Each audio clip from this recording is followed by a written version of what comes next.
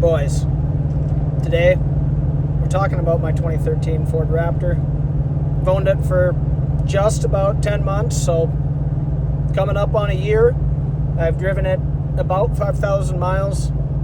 I have a company vehicle that I drive pretty much every day that I work, so this is more of my weekend cruiser, and I definitely beat on it more than I should. Go check out some of my last videos if you want to see, but we're going to talk about pros, cons, things I like, things I don't like. Let's get right into it. So, starting out here, we'll go over some of the stuff that I really enjoy about this Raptor and things that I like. First off would probably be how it looks. I think they look so much better than just a standard F-150. Interior's all very similar, except for there's some auxiliary switches down here. Other than that, the inside's pretty much like for like. I think the seats might be bolstered a little bit more, and they do say Raptor on the seat. Other than that, I think they're pretty much like for like on the inside. However, on the outside, that's what I thoroughly enjoy with the wide body lines, meatier tires, beefier suspension, and two like the Fox shocks. I didn't know a ton about these until I hopped in this one actually and test drove it, but I always thought the Fox shocks rode like a dream, and I got in this and I wasn't terribly impressed, and I didn't have any maintenance history on this when I bought it, so I wasn't entirely sure if the shocks had been done before, or if they had been done, I wasn't sure when they were done. So I got to looking at the shocks, and there was actually a sticker on there that said Shocks by Hammer. So I went on that guy's website and got to doing a little bit of looking, and that guy had actually rebuilt the shocks, and he didn't know when he had done it. It had been a few years, so I ended up going down to his shop, and he had some ones that were already rebuilt. He threw them on, and super easy to work with, really easy, good dude. Either ways, when I was looking on his website though, I had noticed, I was looking for cost, see what it would cost to get shocks rebuilt and everything, see if he had pricing on his website. So I went to the service tab, and my Raptor was actually on his page, like that was a picture.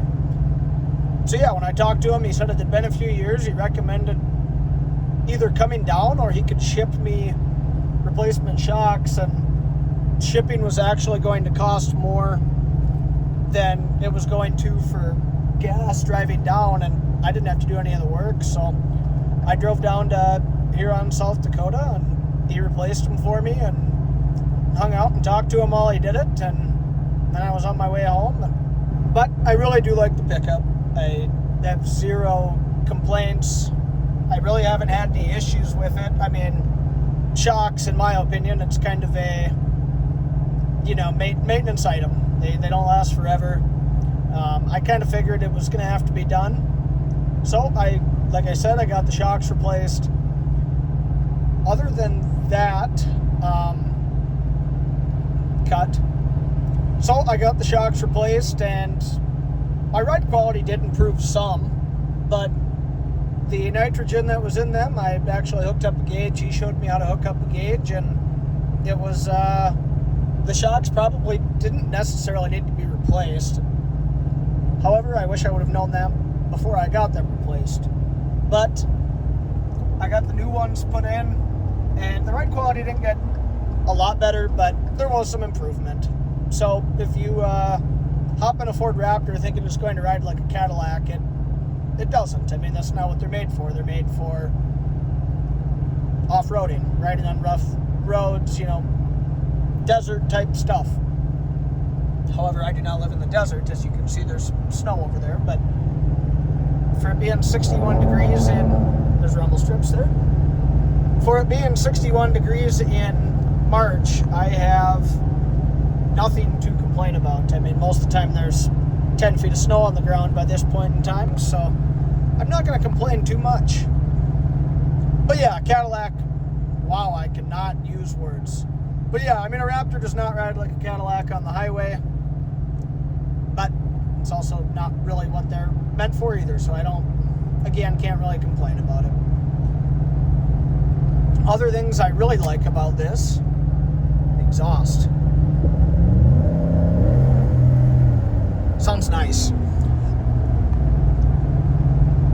The other thing I really enjoy about driving this is just the utter amount of looks you get from people. I mean, people constantly, I don't know if you want to call it breaking necks, I wouldn't call it that extreme, but it definitely catches people's eyes. I get a lot of compliments. I have people come complimented at the gas station. You know, I haven't really gotten a ton more other than that. But again, in 10 months, only driving about 5,000, 6,000 miles, somewhere in there, I'm really not ever around a ton of people.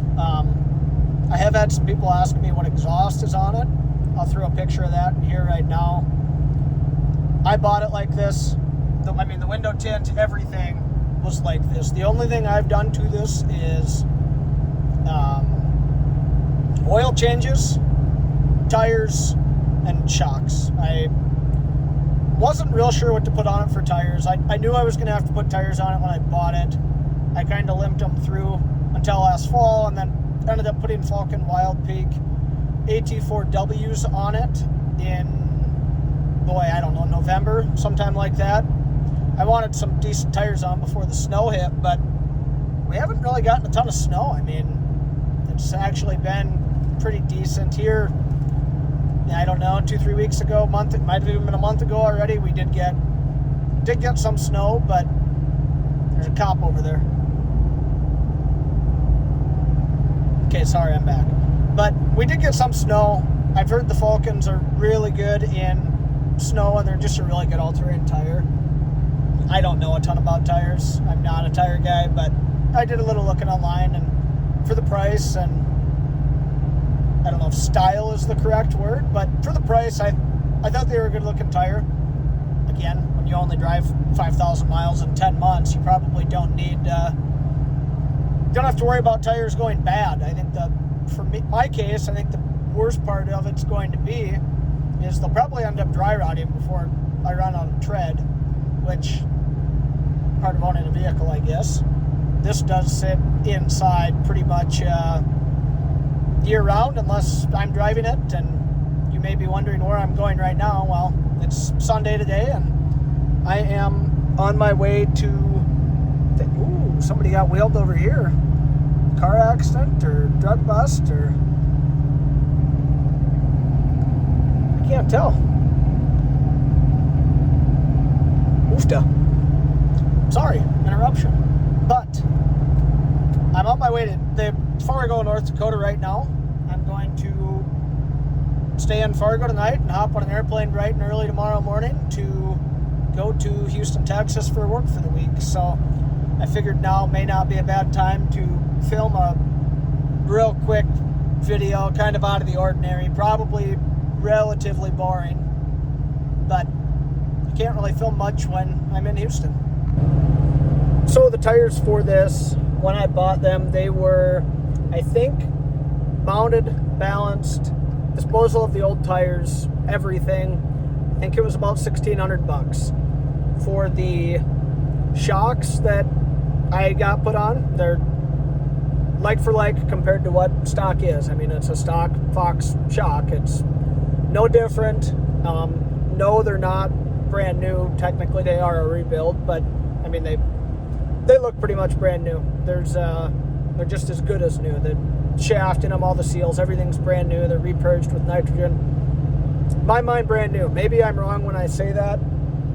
Correct me in the comments if I am wrong. However, I think them were about $1,600 as well. Maybe 15. I can't quite remember. I'd have to look at a receipt, but $1,500, and then gas down to South Dakota and back home was, I don't know, $100 bill, you could say.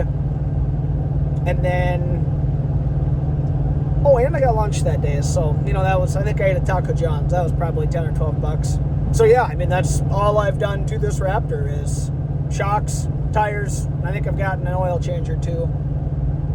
Maybe. I can't remember. That's all I've done, though. The previous owner did put all new plugs and wires and rebuilt coils and did all that before I bought it. So, 16 spark plugs, that's not the cheapest thing in the world. So now, some of the bad that I don't necessarily love about this Ford Raptor, which, again, a lot of this I knew before I bought it, but gas mileage. Granted, I've been running 80 mile an hour and I'm getting 13. I mean, that's not terrible for a vehicle with 35-inch tires, but it could always be better. Once again, I did not buy a first-gen Ford Raptor for fuel economy, and it's not like I drive it a ton either, so kind of knew that. One thing that did surprise me that I thought would be more expensive than it is maintenance. Granted, all I've done, like I've said 5 times, is oil changes. The local Ford dealership closest to me, I think for an oil change and tire rotation for this, it was $71 the last time I was in there, and for that, it's really not even worth my time, I guess, in my opinion. And tell me if I'm wrong. Maybe I shouldn't be taking it to a Ford dealership, but never really had any issues there. The only issues I did have is I had them put tires on and it fucked up one of my rims, and I wasn't real impressed. But it's either go to the Ford dealership and spend $71 for an oil change and tire rotation, or go to the local mechanic. He'd probably be better for replacements of broken shit, but as far as just general maintenance, I haven't had any issues at the Ford dealership. But again, if I had something go wrong, I'd probably take it to the small little guy. But again, maybe I shouldn't even be taking it to the Ford dealership. I know a lot of them guys are kind of dipshits, so let me know what your opinion is on that. Am I better off spending a little bit more money and having the same guy work on my vehicle all the time, or do I keep going back for just the price of what? Hey, there's a Corvette. But or do I just take it back to the dealership because it's cheap? I mean, do I go cheap, or do I spend the money and get the same person every time? Like, seriously, let me know. I am not real mechanically inclined, so let me know. Oh, another thing that I thought would be worse than it is, it was insurance. Before this, I had a 2014 F-150 with the EcoBoost in it, and I think that had 60, I don't even remember, maybe I shouldn't say, 70,000 miles, something like that on it. And for 6 months of insurance on that, I think it cost me, I don't remember, $400 or something like that. So then I ended up getting this Raptor. What is wrong with me? But I ended up getting this Raptor, and I think it was $66 extra for the 6 months. So I think I'm at $460 or something like that for 6 months of insurance. And for being a 26-year-old male, I wouldn't say that is too terrible. The other thing that does kind of really suck about this, and lucky for me, it's not a huge problem, but driving in cities, it's not real fun. As you can maybe tell, I'm just starting to pull into Fargo, North Dakota, but I'm sure nobody's been here because it sucks. However, it's not terrible driving in real busy places. I wouldn't say I love it. I'd rather be in a car, but it's not terrible. The part that does suck is parking in tight spots. I mean, this is like something like 7 inches wider than a standard half-ton pickup, so by the time you squeeze into a spot, I mean, it's awfully tight, and as you can probably imagine, turning radius is not the best, but I don't live in a big city, so therefore I do not really care a whole lot. A lot of the time, me driving is in the middle of nowhere, hunting, fishing, ice fishing, being a dipshit, whatever it may be. I don't really ever have to worry about driving in super busy areas. I mean, this is Fargo, North Dakota at 5:45 on a Sunday, so I mean, it's not It's not terrible. However, I would probably not want to go drive in the heart of Chicago, but once again, I am way out of my element when it comes to big cities. It's just not my thing. Sorry, I keep rambling here, but the one other thing I did not realize about the Gen 1 Ford Raptors especially is like the community of people involved with them. I know there's a lot of Facebook groups related to it, and everyone's super, super helpful. If you have questions, again, like I mentioned, I'm not very mechanically inclined, so if I have questions, I'm not afraid to hop on there and ask somebody, and pretty well everybody they're helpful. I mean, they all seem like decent people. The one thing I will say is everybody has to start somewhere when it comes to stuff, so that's kind of where I'm at. I'm more toward the beginning, kind of an idiot when it comes to vehicles. I obviously know how to change a tire and do oil changes and simple stuff like that, but I would not feel comfortable enough to go rip the whole intake of this pickup off and put a supercharger on it. I can tell you that for sure. I mean, I just haven't done a whole lot of it. The other really cool thing about Gen 1 Ford Raptors is the amount of aftermarket support. I mean, there's a ton. I never realized how much aftermarket stuff you can get, and there's a lot. Again, I don't have money to I gotta let you boys go. There's, once again, traffic. Filming does not mix real well for me. Boys want to go to Smokes for less. But no, I didn't realize like the aftermarket support in these vehicles until I got into it. So I've went through some of the stuff, the good, the bad, stuff I didn't realize. If I was going to buy another one again, yes, absolutely. I really, really enjoy it. If it was a daily driver for me, I think I may struggle with the fuel mileage a little bit, just because I do drive 20 miles to work one way. However, I don't. It's not the case for me. Again, everybody has a different situation. So just because it works for me doesn't mean it works for you, but I do enjoy it. I would 100% buy another one. I did not realize what a Gen 1 was worth until I got into it and started looking into it some more. But finding the one with lower mileage and finding one with, God, I cannot speak. I'm struggling.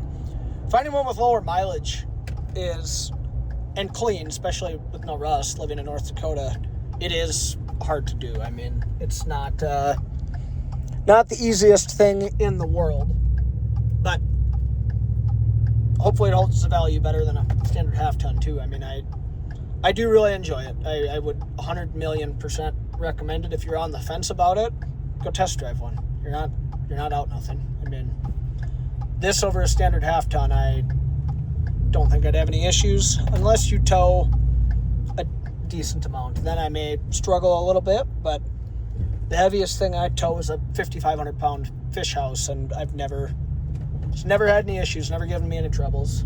The one thing that, like I mentioned earlier, that I did not get with this is I did not get any maintenance records, service history, anything like that. So I would like to do some maintenance. I'd like to drop the tranny pan and change diff fluid and do some of that stuff. But that's for another time. Maybe I will do that. But again, that kind of mentions going into the comfort level of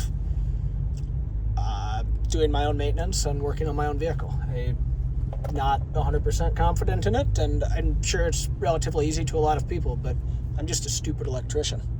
If you're new here, you should subscribe. Even if you're not new here, you should still subscribe. If you like what you've seen, give me a thumbs up, comment, share with your friends. Once again, subscribe. It's free. It's easy. You should do it. Helps me out. Maybe I can quit my job then, and then I don't have to go to Houston.